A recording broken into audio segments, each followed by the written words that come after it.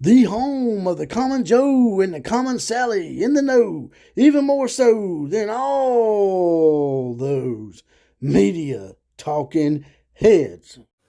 Boom shakalaka boom. Roll Tide and Boomer Center. I smell that. Smell like somebody got their ass whooped. But it wasn't Alabama. And it wasn't Oklahoma. I think it was two teams from Texas. And I'm feeling awfully Nostradamus like these days. Hate to pat myself on the back, but seems like a lot of the stuff that I've been saying is coming to fruition. And not just Alabama and Oklahoma. Some of the stuff like con time Deion Sanders and even the USC skill shitters seem to be on the verge of basically, for lack of a better term, shit the bed. Let's talk about it. You tell them I'm coming, and hell's coming with me, you hear? Hell's coming with me!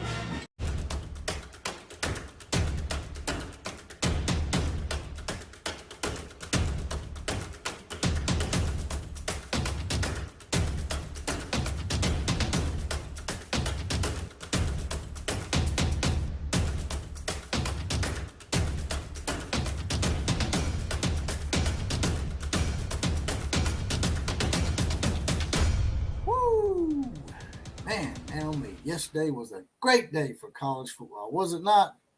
That's why I love college football. You have these mountainous highs, man, and it can get low sometimes. But yesterday was a mountainous high, especially for those of the Crimson Nations. But before we get to all that, here they come riding in once again. It's the Outlaw Posse now in effect. And today's four Horsemen shout-outs go to Pled, Steve Lees, the only right-wing Duck fan, and Derek England. They're here to help me today. They're mounted up, they're set up, they're ready to go to help me with this day's college football invasion because they are in the Outlaw Posse. Speaking of which, we got 6 new members. That's a record number at one time. And those 6 new members are as follows. Anthony Manzino, hashtag MOB. Christopher Langley, Brett Springer, Rich 12, Lester, a.k.a. Lezer, and Enough is Enough. They're now deputized. They got their badge, and they'll be getting their random Four Horsemen shout-out as well as possibly be the comment of the day. And if you want to join the Outlaw Posse like these guys just did and get your badge and get deputized and get your random Four Horsemen shout-out as well as possibly be the comment of the day, it's not but $2.99 a month. That's just 75 cents a week. That's just a bottle of water. There's a little join button. That's the subscribe button. Now, if you're on an Apple phone, you may have to go to your laptop or computer because it doesn't mesh with YouTube memberships. Which, by the way, speaking of which, here it is. Fred Bagley says, question, I've always wondered how come the media never gets to interview the referees? That's a pretty good question. That's a damn good question, Fred. And I've always wondered that myself. I mean, when the players make mistakes and the coaches make mistakes, they have to get up on the presser there and get up in front of everybody and answer for their mistakes. Why don't the referees have to do it? Damn good question. Now, I can be reached on Twitter at OCF Productions if you want to give me a shout out on there. Now, getting right to it here. Man, yesterday was pretty great. My team, Alabama, struggled somewhat in the first half, and it seems like Alabama's more of a second half team these days, although they didn't do too well in the second half against Texas. Seems like Milroe's growing up a little bit. Seems like he's coming around. He had like 321 yards passing with 3 touchdowns and 1 interception. Once this guy gets his feet underneath him and if he starts developing his mid-range passing game more, you could see like an entirely different Alabama team by the end of the year, especially much more different than the team that lost to Texas. And I was hoping maybe for a rematch with Texas, but it looks like it's going to be pretty hard for Texas to get there unless they beat Oklahoma in a rematch maybe in the Red River Rivalry, Red River Shootout Part 2, which might indeed happen, because it seems like the rest of the Big 12 is not that good. So it would not surprise me if Texas and Oklahoma would have a rematch after the epic game yesterday. Now, a lot of people being real critical of Dillon Gabriel, but it looks like Dillon Gabriel may have silenced some of the critics yesterday with his last-minute heroics and taking Oklahoma down the field to score a touchdown in the waning moments to upset Texas, and probably one of the best Red River shootout games I've ever witnessed. But let me get right into the meat of this for y'all. I'm going to pull something up for you real quick, share a little something with y'all. This is the Oklahoma versus Texas box score from yesterday. As you can see here, about there.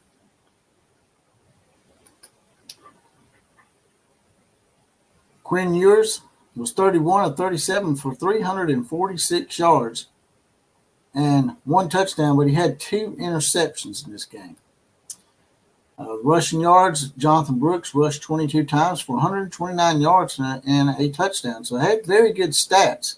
And everybody was bragging on the defense yesterday, but it don't look like the defense really stopped Texas. You know, Texas had 3 turnovers, so thank God for those turnovers, because Oklahoma really needed them in this game.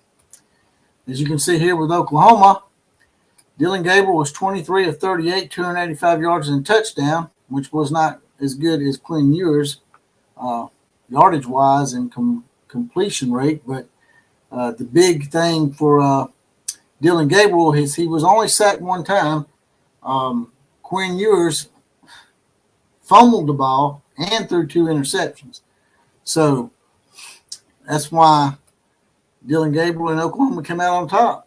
You can't make those kind of mistakes in a big game like that and expect to win.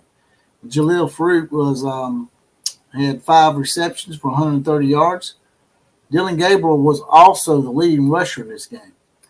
He carried the ball 14 times for 113 yards. That's an 8.1 yard average, and rushed for a touchdown. I was actually worried about him in that game, as I talked to my boy Killer Breeze during the game. As you know, we done a watch party live yesterday, and I was worried that he was going to get injured.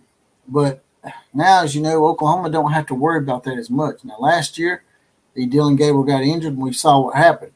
This year, they got Jackson Hall backing him up, so I guess they feel a little more comfortable and maybe being a little more free with actually taking Dillon Gabriel and using him in rushing attack for Oklahoma. But it was big, and it was one of the big things I talked about.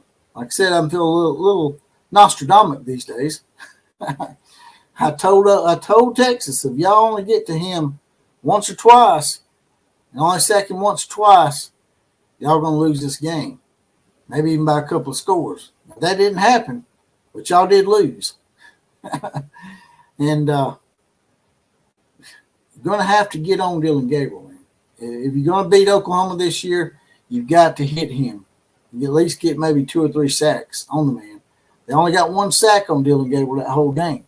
Now, I do want to caution the Oklahoma fans. I know this was a huge victory, especially considering what happened last year and all the shit that y'all went through last year, going 6-7 and having to put up with the crap from the national media and Colin Coward stroking Lincoln Riley off out in L.A. But I caution you, just because you beat Texas doesn't necessarily mean you're completely back yet from your 6-7 debacle last year. You still got a pretty tough schedule ahead of you. Let's look at it real quick. I'm going to pull this up for you guys. Let me get the present here, share the screen for y'all.